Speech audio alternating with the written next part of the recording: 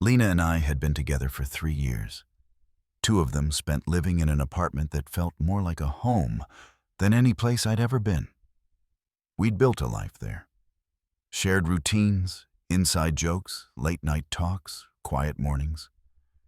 Our lease was coming up for renewal at the end of the month, and we had already scheduled a meeting with our landlord for that Friday to sign for another year. Before we go, click like, hit subscribe. It's the right time to do so. Let's keep going. Everything seemed settled. Last Saturday, she left for a girls' trip to Miami with her best friends, Tara and Naomi. I helped her pack, drove her to the airport, kissed her goodbye. There was nothing strange, no warning sign. She smiled, said, "I love you," and walked into the terminal like she had every intention of coming back to the life we shared. For the first couple of days, we texted casually.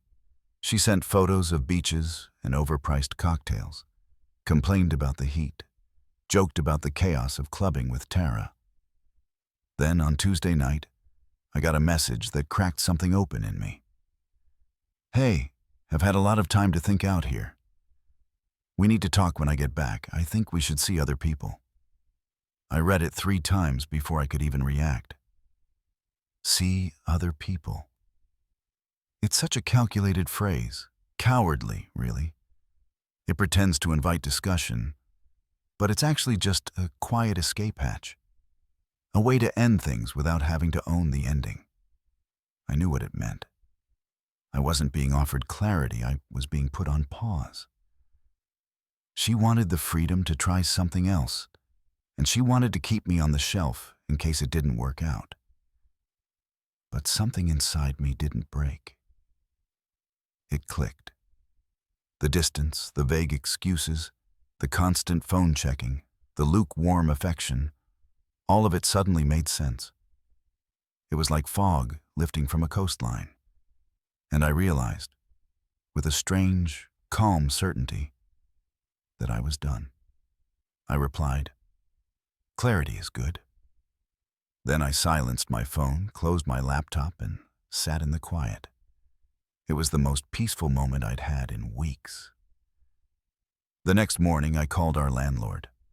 I told him we wouldn't be renewing.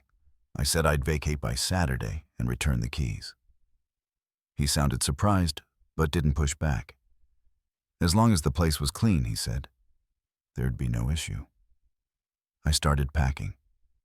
At first, it was just my things: books, clothes, tech, dishes.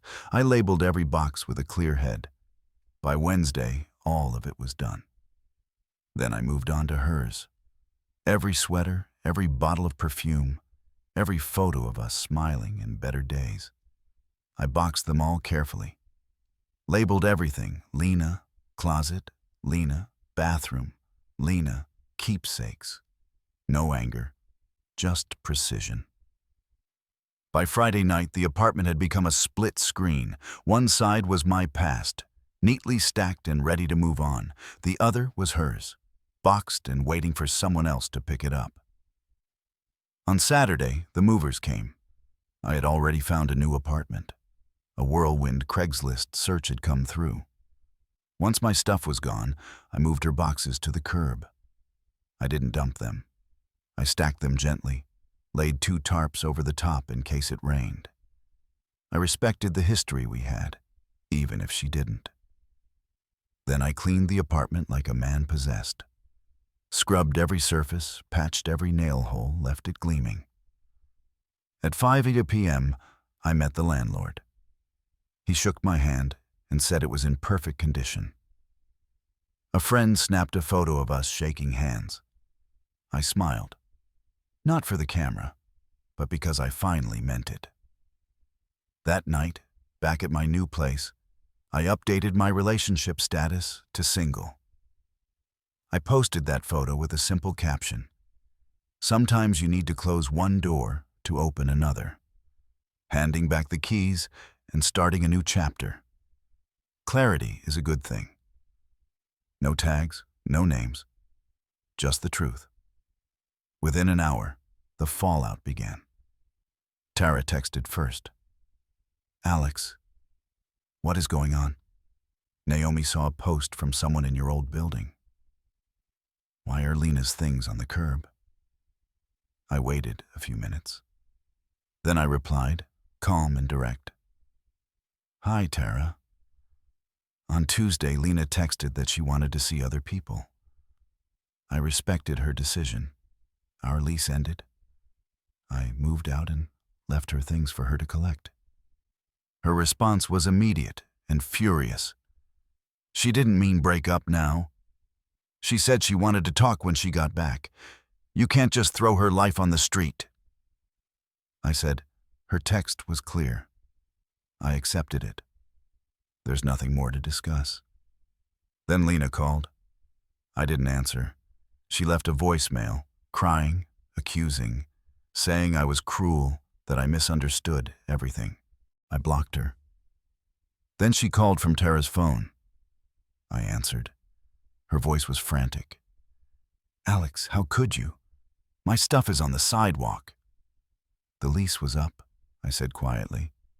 You ended the relationship, so I moved out. I didn't end it. I said we should talk. You wanted to see other people. I assumed you had a plan. Then Tara's voice cut through. This is because of Bryce, isn't it? The silence on the other end was deafening. Smash that like button, hit subscribe, and keep watching, because the best part's coming up next. I didn't know who Bryce was, but in that moment, I didn't need to. Lena's gasp said it all. Tara, shut up, she snapped. Everything fell into place. She had someone lined up. That text wasn't confusion. It was strategy. She was trying to ease her guilt, to leave me in limbo while she test drove a new guy. If it worked, she'd say we were already breaking up. If it didn't, she'd walk back into our apartment like nothing had happened. I don't know who Bryce is, I said coldly. But it sounds like you do. Maybe he has room for you and your stuff. Then I hung up and blocked the number. A day later, I got a call from the landlord. Lena had phoned him in tears. He told her everything had been handled legally. He just wanted me to know, and to thank me for leaving the place in such good condition. The week after she came back was a disaster. For her. Bryce unsurprisingly vanished. The second things got complicated. Lena had no apartment, no boyfriend, and her boxes were picked through by strangers. Tara and Naomi helped her get a storage unit. But from what I hear, it was reluctant. Then came the guilt campaign. Her mother called. At first it was concern. Alex, sweetheart, Lena's devastated. Maybe there was a misunderstanding. I calmly told her what happened. That Lena ended things, and I simply acted on her wishes. Her tone shifted. That's no excuse to leave her things on the street. That was heartless. She even asked for money, for movers, for Lena's damaged designer items. I told her, I'm not financially responsible for her choices. Then I hung up. The social media storm came next. Lena posted vague, emotional rants about betrayal and being thrown away.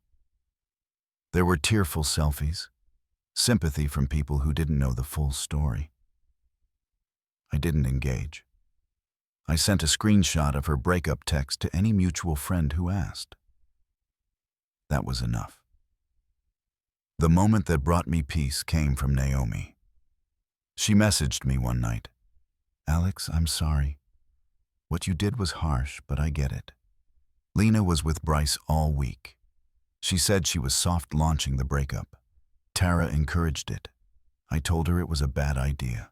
Just wanted you to know. You weren't crazy. That one message was all I needed. I didn't need revenge. I just needed truth. 2 months have passed. The drama has died down. Lena, from what I hear, is crashing on Tara's couch. They're fighting now. She doesn't pay rent, complains constantly. She tried crawling back to Bryce, but he blocked her. Then she emailed me.